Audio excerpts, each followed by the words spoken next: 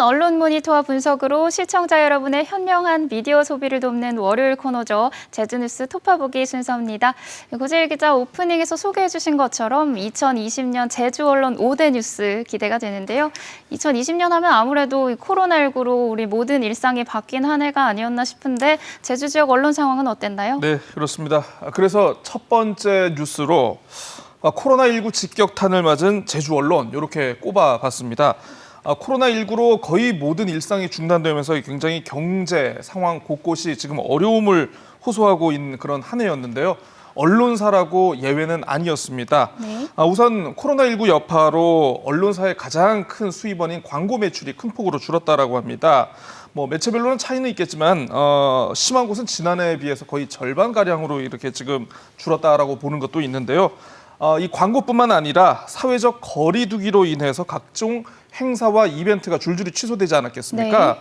언론사가 주최해서 열었던 이 보조금 사업이라든가 협찬도 큰 폭으로 떨어져서 많은 어려움을 겪었다라고 합니다. 네, 이른바 비상경영 체제에 돌입한 곳이 많을 수밖에 없겠네요. 네, 그렇습니다.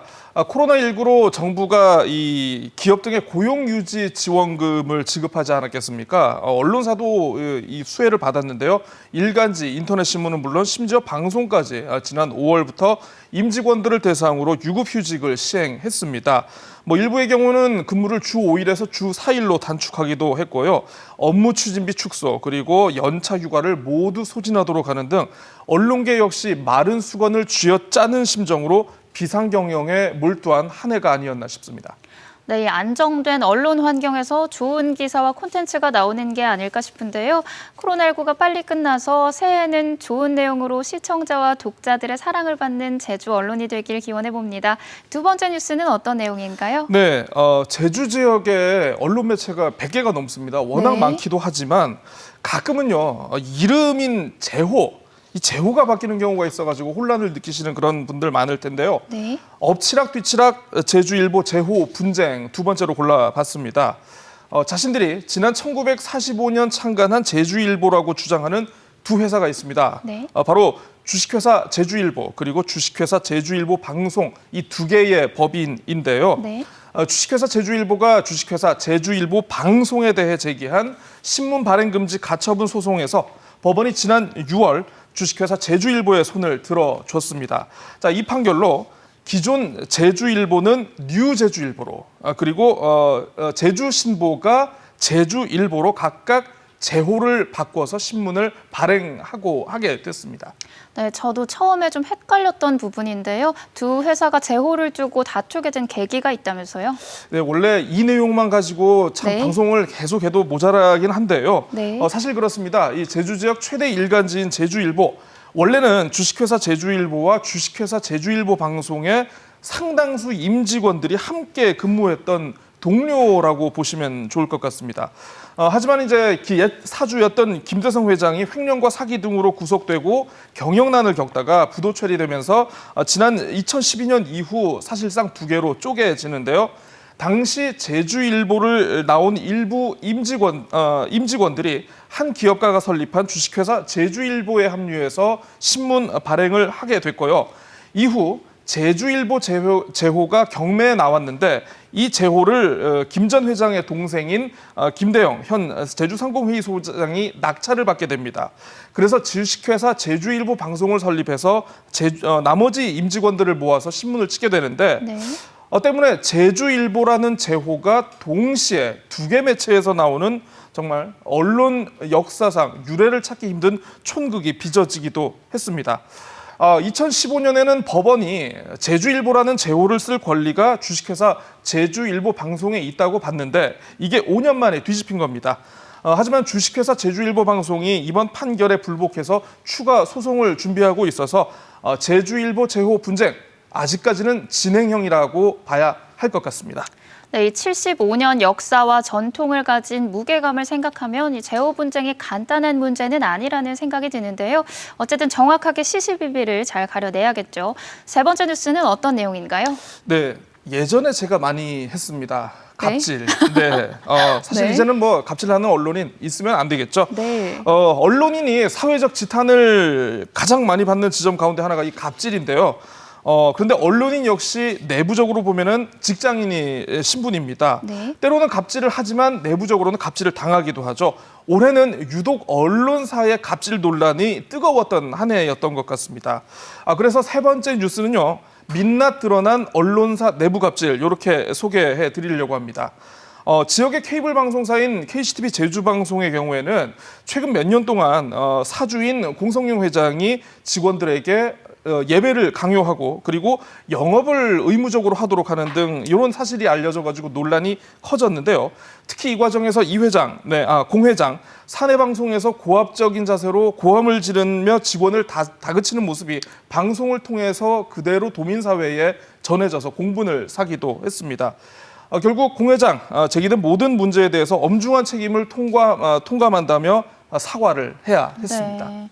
그런가 하면 이 또 다른 내부 갑질도 있다면서요? 네, 그렇습니다. 아마 시청자 여러분들은 조금 생소하실 수 있겠습니다만은 방송사에는 이 오디오맨이라고 불리는 이 비정규직 언론 노동자분들이 계십니다. 주로 카메라 기자의 촬영을 돕거나 장비 관리를 함께하는 그런 역할인데요. 제주 MBC 카메라 기자들이 이 오디오맨들에게 폭언과 욕설을 했다는 내부 고발이 언론 보도를 통해 제기됐습니다. 업무가 미숙했기 때문이라는 좀 약간 다소 이해할 수 없는 그런 이유 때문이라고 하는데 결국 회사가 인사위원회를 통해서 당사자 3명에게 중징계를 내렸다라고 합니다. 네, 이 갑질은 어떤 내용이든 간에 상처를 남길 수밖에 없을 겁니다. 앞으로는 이런 일이 더 이상 일어나야 되지 않을 텐데요. 지역 언론의 성숙한 자세가 좀 더 필요하지 않을까 싶습니다. 하지만 아직도 부끄러운 자화상이 남아있다고요? 네, 저도 이걸 준비하면서 얼마나 힘들었겠습니까? 네. 방송이나 신문 할 것 없이 진실되고 공정한 내용을 전해야 되는 게 또 언론으로서의 기본 중에 기본 아니겠습니까? 올해만 그런 것인지 모르겠습니다만은 보도물 그리고 편성물 가리지 않고 기본을 지키지 않은 지역 언론이 무더기로 철퇴를 맞았습니다. 그래서 네 번째로는 기본 지키지 않은 언론 옐로 카드 이렇게 소개해 드리겠습니다. 네. 2018년 지방선거 당시에 불법 녹취 파일을 보도한 인터넷신문 제주도민일보라는 곳이 있는데요. 이곳의 옛 발행인에 대해서 올 2월 대법원이 유죄를 최종 확정했습니다. 이로써 당시 편집국장과 취재기자가 유죄 판결을 받은 이후 발행인까지 모두 확정 판결을 받게 됐는데요.